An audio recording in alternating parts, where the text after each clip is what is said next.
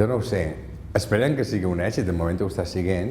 Vull dir, jo penso que hi ha coses... Primer, jo crec que l'obra de l'Emili en si ja era un best-seller, vull dir que deu tocar coses que deuen arribar a la gent. Jo els mecanismes no sé quins són, això no ho puc saber. I que ara la pel·lícula, suposo que és el mateix, clar, participa d'aquest món de l'Emili, que l'Emili sap comunicar molt bé amb el públic, sap trucar coses que a la gent li importen. I penso que la factura de la pel·lícula fa bastant. És una pel·lícula que no és rompedora, no és una pel·lícula ultramoderna, però en canvi sí la factura està molt cuidada, això rep, la gent ho valora. Crec que el cinema català, diguéssim, sobretot la gent dins Catalunya, té moltes ganes que el cinema català vagi bé, i com que això ha sortit bé, vull dir, tot més o menys quadra, doncs suposo que s'han abocat amb més ganes. I després penso que en si mateix, jo com a director potser no hauria de dir-ho, però jo penso que té uns valors en si mateixa que els té. És una pel·lícula que està ben contada, crec que està superben interpretada i penso a més que es comunica molt bé. És una pel·lícula que intenta, jo vaig fer poques floritures de direcció, intenta contar una història, que la gent l'entengui, la segueixi, l'emocioni i es descansa amb això, en la narració va tiri endavant, vull dir que sigui amena d'alguna manera, que es comuniqui i que els actors, els personatges, estiguin molt a prop, és a dir, és on descansa més la pel·lícula, en els actors. Jo ho penso bastant, les coses abans, intento pensar-les, em fa terror arribar en el plató del rodatge, no? I que hi ha càmeres i gent i no sé què, i tantes coses que et demanen al moment, que m'agrada tenir respostes per tothom, no? En la qual els preparo bastant i hi ha aquesta cosa, aquesta mini angoixa te l'has treta de fora ja. En quant als actors, amb assajos, hi ha com un mes o 3 setmanes abans assajar, de manera que també estiguin clares les coses. I després, jo particularment el que faig és concentrar-me molt, em concentro.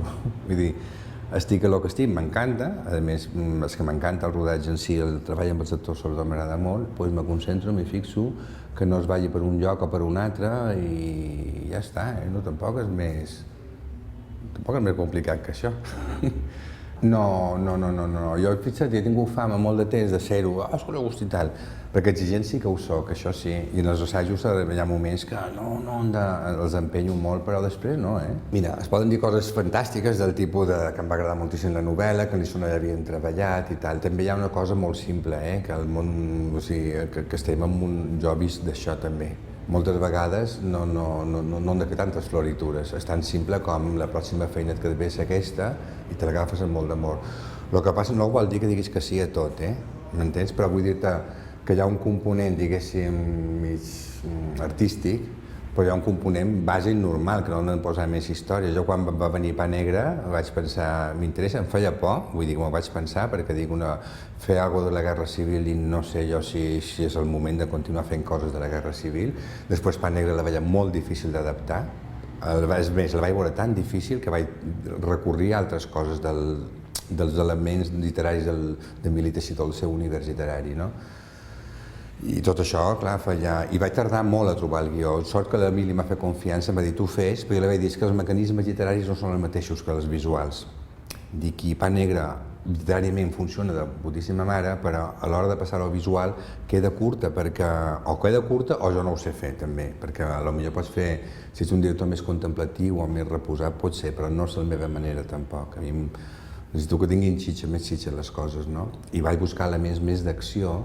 Acció no vol dir que tingui que haver-hi baralles i coses d'aquestes, sinó d'acció, vull dir que les coses s'expliquin externament per lo que passa de fora, no? És veritat, i probablement una persona que hagi viscut la guerra i que hagi viscut, jo què sé, hòstia, la dictadura va ser tremenda, vull dir, la guerra en si ja era tremenda perquè era una guerra fratricida, però a més els anys després, diguéssim, com que és una guerra que després deixa tot, diguéssim, malmenat, per tenir control sobre allò, la repressió va ser, però, furibunda. Evidentment que persones que s'hagin trobat a prop d'això, els dolents són dolents, no els hi pots explicar el que vulguis dir.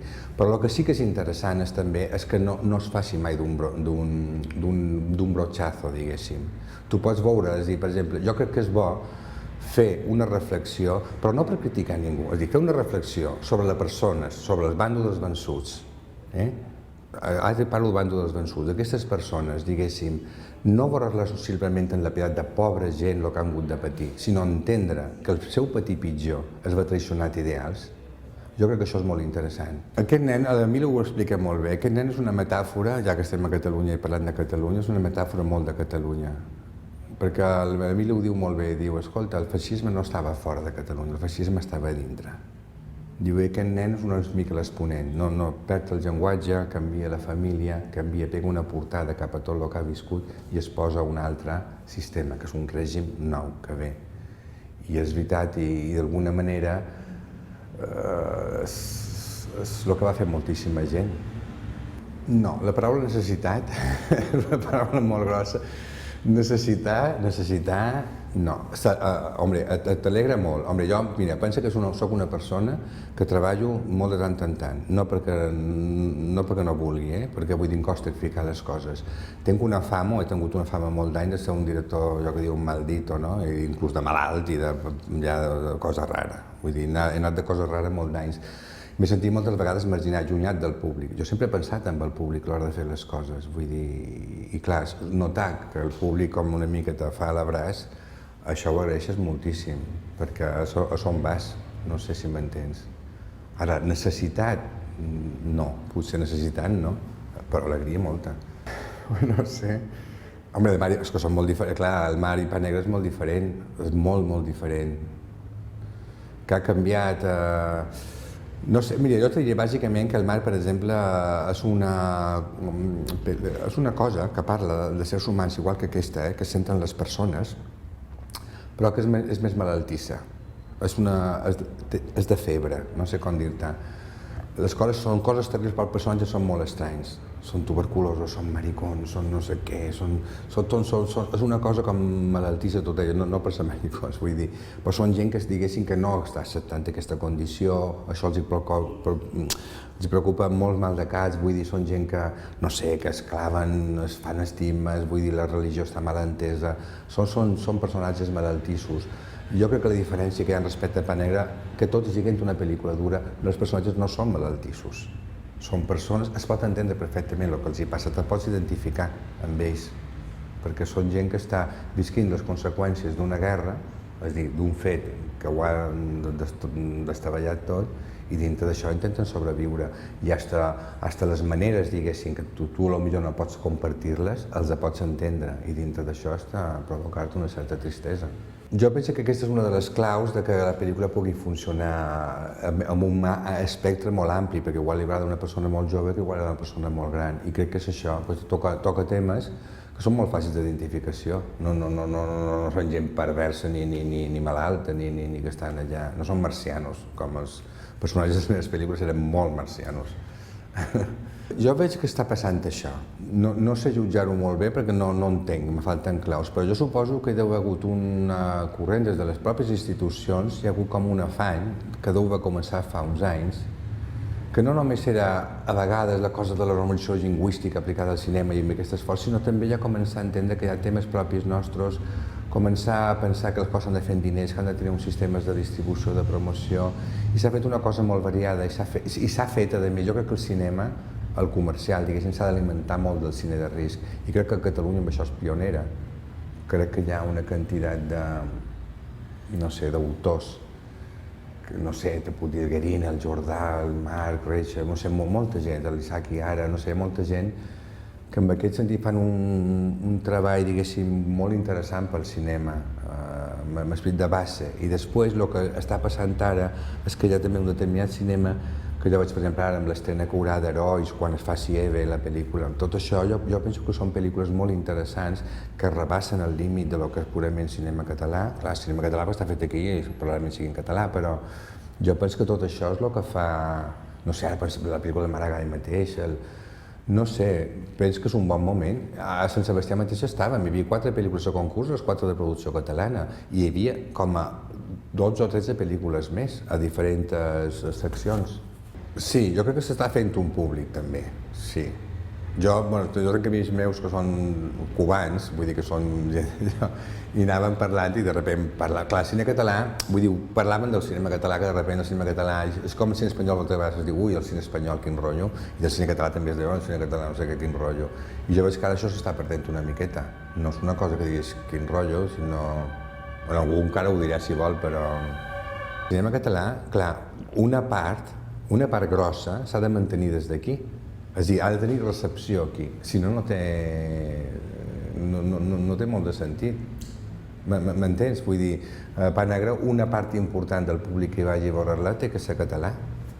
Evidentment que té que haver un públic d'altre costat, i l'estan entenent, a més, i d'aquí probablement d'aquí poc comença a sortir a altres països de fora de l'estranger, no diguéssim, però clar, la part important té que ser aquí, és a dir, que aquí s'ha de respaldar i s'ha d'entendre que sigui...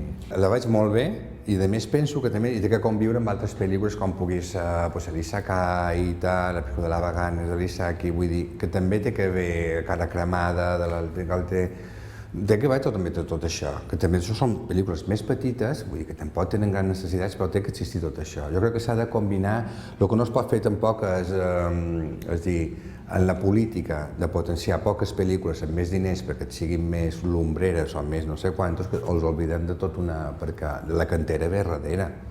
I la cantera la gent més jove en el que pot i tal, però venen amb idees boníssimes i tot això no es pot oblidar. Però jo crec que no s'està oblidant tampoc. No sé què és això, no puc parlar perquè no... He vist tantes lleis, tant de canvis que ni m'aclaro. És a dir, només no ho dic en pla així, ho dic amb molta sinceritat, vull dir, no... Jo treballo, i no sé com dir-te, és com un senyor que treballa a l'amic i li demanen de l'empresa. El de l'empresa com funciona? Doncs jo no ho sé. Jo no sé com funciona l'empresa. Jo som un treballador del cinema, soc un director i guionista. Tot l'altre no sé. Ni sé les claus d'un èxit, ni sé com es financia una pel·lícula. Home, un poc ja sé, tant d'anys, però...